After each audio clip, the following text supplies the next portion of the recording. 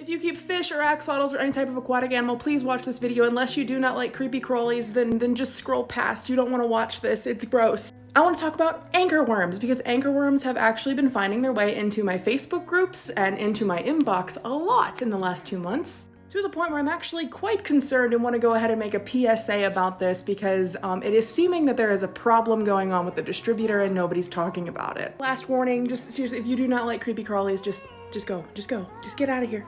This is an axolotl who is suffering from a severe case of anchorworms. And yes, I do have permission from the person who posted this photo that I could go ahead and share it with you guys. Here's a little bit better where I went ahead and I circled the anchorworms. You see these like little growths that almost look like feet coming off of the axolotl.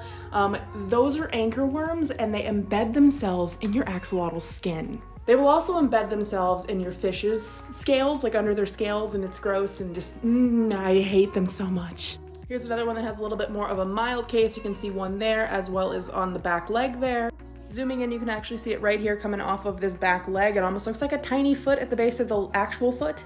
And this poor little guy also has one right by his eye. Poor buddy. While there are a lot of different parasites your fish or axolotls or other aquatic animals could get, the reason I'm wanting to talk about anchorworms specifically is because they're kind of difficult to get rid of and do normally need a vet's intervention.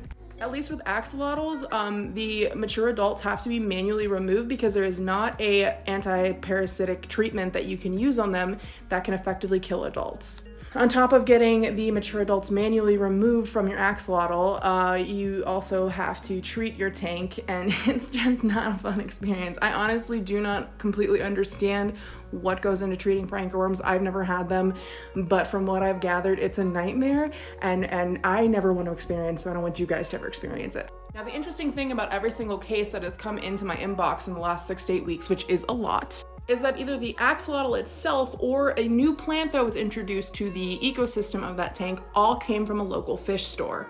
And if anybody has ever worked in a pet store or has owned a pet store or anything, you guys know that a lot of different fish all come from the same distributor no matter where you are in the world. And I've been getting people talking to me about anchorworms, showing me pictures of anchorworms, posting about anchorworms in America, in the UK, and Australia. So that's 3 different countries.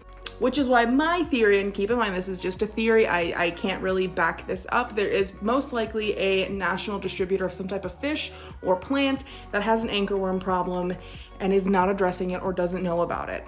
Keep in mind, I have been dealing with axolotls for about 5 years. In that 5 years, until the last 6 to 8 weeks, I've only heard about 2 or 3 cases of anchorworms. In the last 6 to 8 weeks, it's been like 15. And then when I posted about it on Instagram and Facebook, it got even worse. So if you're buying anything from your local fish store, please make sure you're looking it over for anchorworms and treat the plants.